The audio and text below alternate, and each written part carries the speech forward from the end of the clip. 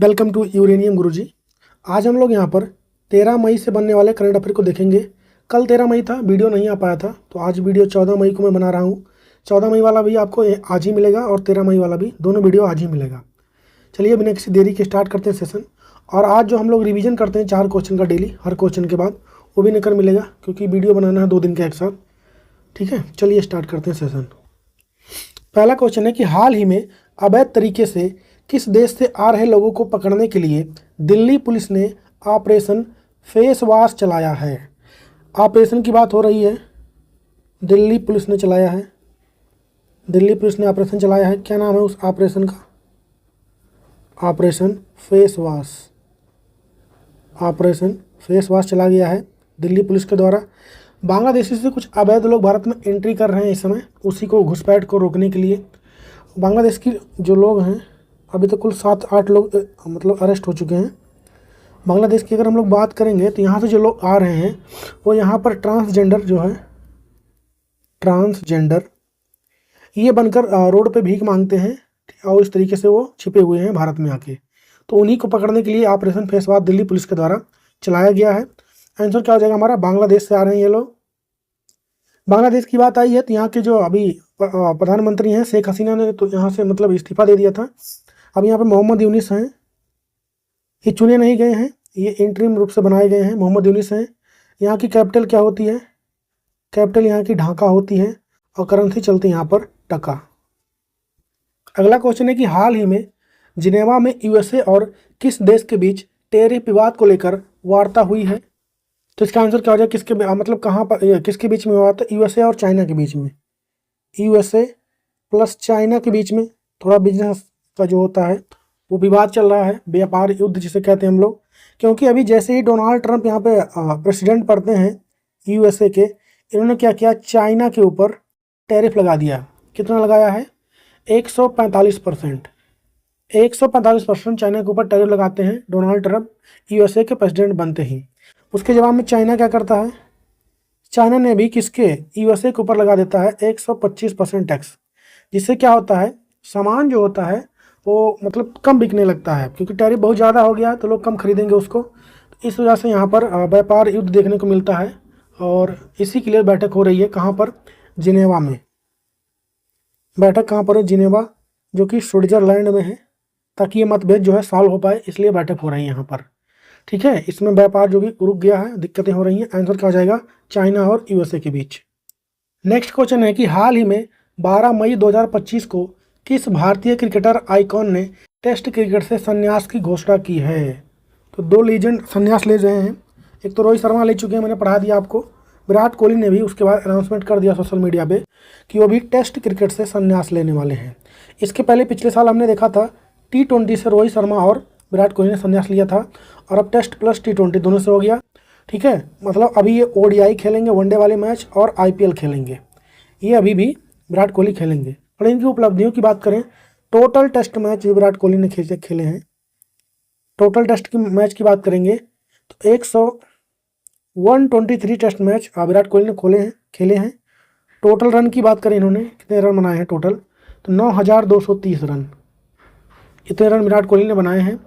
किस औसत से? तो 46.85 के औसत से इन्होंने बनाया है। अच्छा, इनका हाईएस्ट स्कोर की बात करें टेस्ट में, क्या है वो हाईएस्ट स्कोर जो विराट कोहली का है, वो आया था कब? 2019 में। ठीक है, पुणे में मैच हो रहा था, दक्षिण अफ्रीका, साउथ अफ्रीका के खिलाफ आया था। कितना रन? 254, 254 रन विराट कोहली का हाईएस्ट स्कोर है टेस्ट क्रिकेट में। और इन्होंने जो लेटेस्ट मैच अभी हाल ही में खेला था टेस्ट का, लेटेस्ट कह लें या आखिरी कह लें, 2025 में ही खेला था, जब भारत दौरे पे गई थी ऑस्ट्रेलिया के सिडनी में इन्होंने खेला था। इसको भी आपको ध्यान रखना है।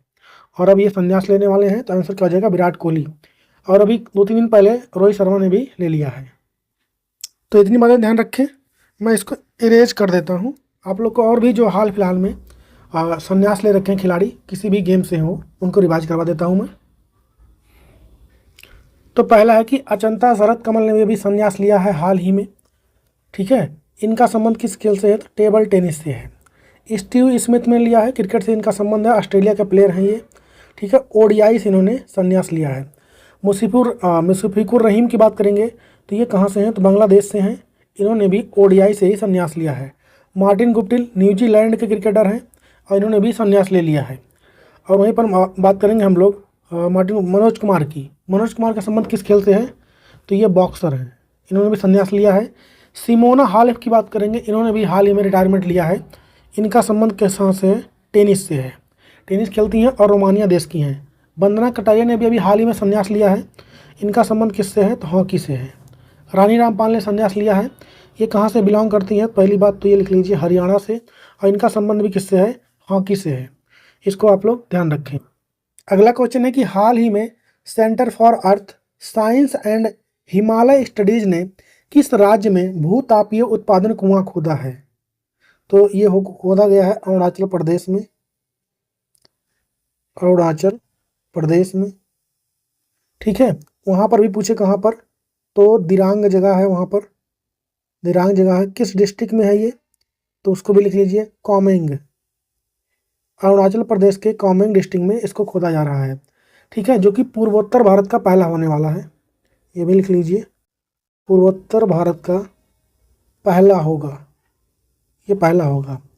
तो एक तो समझते हैं क्या कुआं खोदा जा रहा है, ठीक है, थर्मल एनर्जी का, जियो थर्मल एनर्जी जिसे हम लोग कहते हैं, उस एनर्जी को निकाला जाएगा। जैसे यहाँ फोटो में आप लोग देख रहे हैं, पाइप के थ्रू धुआं बाहर निकल रहा है, ज़मीन तक उस लेवल तक खुदाई किया जाएगा जहाँ से या तो गर्म पानी मिल जाए या फिर जो हीट वाला पोर्शन होता है अर्थ का नीचे, मैग्मा वगैरह, वहाँ तक पहुँच जाए।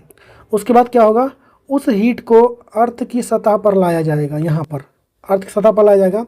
उसके बाद उसका यूज़ किया जाएगा या तो इलेक्ट्रिसिटी प्रोडक्शन में, बिजली बनाने में किया जाएगा, या फिर और किसी थर्मल एप्लीकेशन में। और कहाँ पे यूज होगा, या फिर और किसी थर्मल एप्लीकेशन में इसका यूज किया जाएगा। जो एनर्जी निकलेगी उसको हम लोग बोलते हैं जियो थर्मल एनर्जी। कौन सी एनर्जी बोलेंगे, जियो थर्मल एनर्जी। जो यहाँ से निकलेगी उसे क्या बोलेंगे, जियो थर्मल एनर्जी बोलते हैं। ये पूर्वोत्तर भारत का पहला होने वाला, आई होप कि समझ में आ गया होगा। अरुणाचल प्रदेश में किया जा रहा है, कहाँ पर, तो कोमेंग में। आंसर क्या हो जाएगा, अरुणाचल प्रदेश। नेक्स्ट क्वेश्चन है कि हाल ही में किस राज्य के खेजड़ी वृक्ष की हरी फली सांगरी जिसका नाम है उसको जीआई टैग दिया गया है। तो पहली बात तो ये है खेजड़ी वृक्ष, ये कहाँ पाया जाता है खेजड़ी वृक्ष, तो ये है राजस्थान का। कहाँ का होता है, राजस्थान का। ये राजकीय वृक्ष है, क्या है, राजकीय पेड़ कह लें, वृक्ष कह लें, वो है ये खेजड़ी वृक्ष। इससे फल निकलता है, सांगरी बोलते हैं जिसे, क्या बोलते हैं, सांगरी। इसी को मिला है जीआई टैग। आप लोग बीन्स खाए होंगे, उसकी तरह होता है, यहाँ फोटो में देख सकते हैं सांगरी जो होता है इसका फली, ठीक है। इसकी सब्जी वगैरह भी वहाँ पर बनाया जाता है। ये कहाँ का हो जाएगा, राजस्थान का हमारा आंसर हो जाएगा। इसको जीआई टैग दिया गया है। जीआई टैग की बात करेंगे हम लोग, तो ये कब का एक्ट है, तो 1998 का ये एक्ट है। लागू कब होता है ये, तो 2003 में। और फर्स्ट जीआई टैग जो दिया जाता है वो क्या दिया जाता है, दार्जिलिंग की टी को। दार्जिलिंग चाय पत्ती यानी चाय को पहली बार दिया जाता है ये 2004-05 में, ठीक है। इसको ध्यान रखें। कितने वर्ष के लिए होता है ये, तो 10 साल के लिए होता है ये। कौन देता है, तो वाणिज्य उद्योग मंत्रालय के अधीन आता है ये। वाणिज्य उद्योग जो मंत्रालय है हमारा, उसके अधीन ये आता है, 10 साल के लिए मिलता है। इसको ध्यान रखें। हमारा आंसर क्या हो गया, राजस्थान की खिचड़ी को मिला है। और हम लोग अब रिवाइज करते हैं कुछ हाल फिलहाल में जो और भी जीआई टैग मिले थे। तो पहला है कि वर्जिन नारियल तेल को जीआई टैग मिला था। प्रधानमंत्री जी ने मन की बात प्रोग्राम में इस बात को बताया था। कहाँ का हो जाएगा ये आपका, निकोबार का। कहाँ का, निकोबार का हो जाएगा। सौदागरी ब्लॉक प्रिंट को भी जीआई टैग मिला है। कहाँ का है, अहमदाबाद का। अहमदाबाद गुजरात में है। घर चोला को जीआई टैग मिला जो कि हैंडीक्राफ्ट है, गुजरात का ही, गुजरात का हैंडीक्राफ्ट है ये। कुंभकोणम पान के पत्ते को भी जीआई टैग मिला है अभी, जो कि तमिलनाडु के तंजावुर का है। तंजावुर तमिलनाडु का है ये। थोवलाई फूल की माला को मिला है, ये भी आपका तमिलनाडु का हो जाएगा। कहाँ का, कन्याकुमारी का। कन्याकुमारी का, इसको भी ध्यान रखें। चपाता मिर्च को जीआई टैग मिला अभी, ये कहाँ का है, तेलंगाना। तेलंगाना का हो गया। इसको ध्यान रखें। ये कुछ हाल फिलहाल में मिले थे जीआई टैग, इसको भी ध्यान रखें। हम लोग बढ़ते हैं आगे। नेक्स्ट क्वेश्चन है कि हाल ही में दुनिया का तीसरा सबसे बड़ा वाहन निर्माता देश कौन बन गया है। तीसरा सबसे बड़ा बात हो रही है तो वो बन गया है भारत। थर्ड, प्रोडक्शन के मामले में, ठीक है। किसने अनाउंसमेंट किया इसको? तो मंत्री वर्तमान में कौन है? केंद्रीय सड़क और परिवहन राजमार्ग मंत्री कौन है? नितिन गडकरी, जो कि फोटो में दिख रहे हैं, इन्होंने इसकी घोषणा किया है। भारत तीसरे नंबर पहुंच गया है।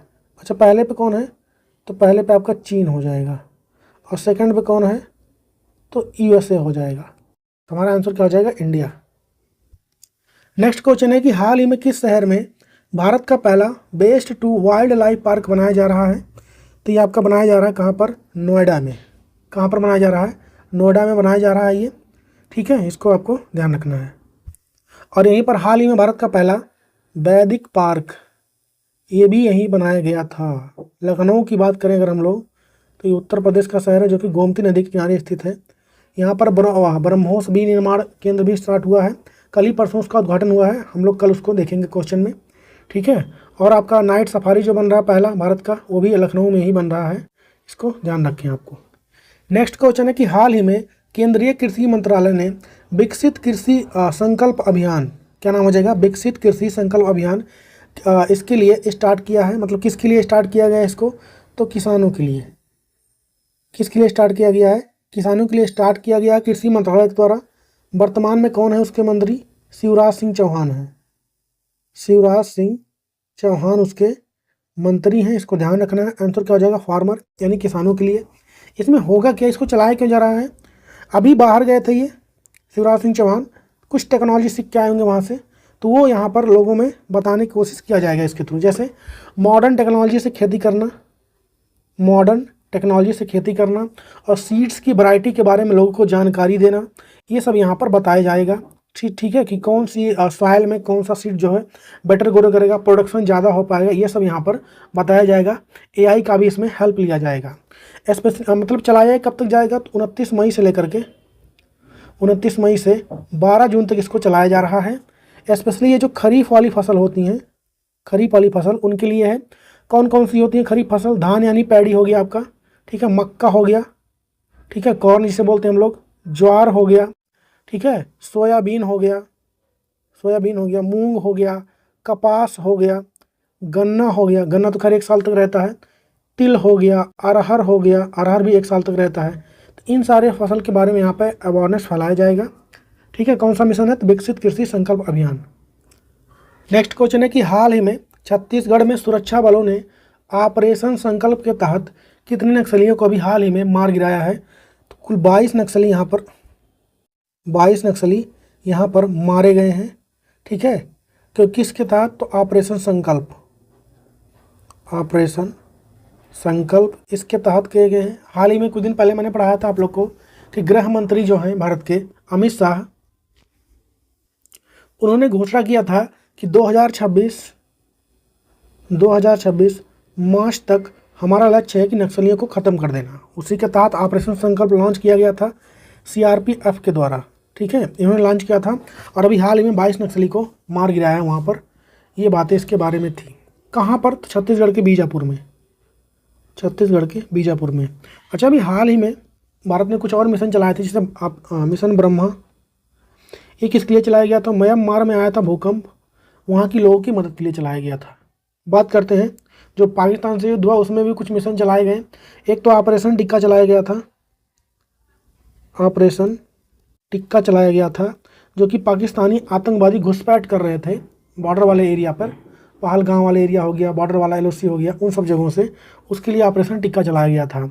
उसके बाद आपको पता ही होगा ऑपरेशन सिंदूर चलाया गया, ऑपरेशन सिंदूर चलाया गया है। इसके तहत 9 आतंकी हमलों पर हमला किया गया, उनकी जगहों पर, पाकिस्तान हो या पीओके हो, दोनों जगहों पर। हाल ही में सीबीआई ने भी चलाया था ऑपरेशन हक। क्या चलाया था? ऑपरेशन हक चलाया था, जिसके तहत उन्होंने क्या किया था? तो ऑनलाइन जो एवन नेटवर्क था छोटी बच्चियों में, उसके मतलब उसके नेटवर्क को उन्होंने ख़त्म किया था इसके ऑपरेशन हक के तहत सीबीआई ने। इसको ध्यान रखें। हमारा आंसर क्या हो जाएगा? 22।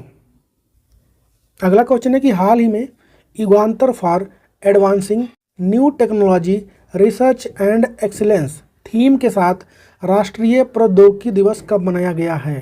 तो यह मनाया जाता है 11 मई को।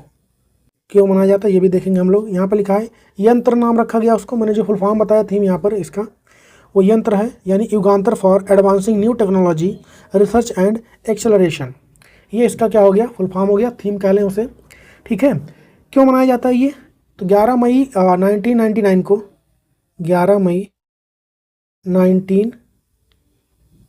1999 को भारत ने पोखरण में, याद होगा आप लोग को, भारत ने पोखरण में अपना दूसरा परमाणु परीक्षण किया था, परमाणु परीक्षण किया था दूसरा वाला। ठीक है, और ये सफल रहा था, इसलिए हम लोग 11 मई को ये मनाते हैं। ठीक है, तो पहला वाला कब हुआ था?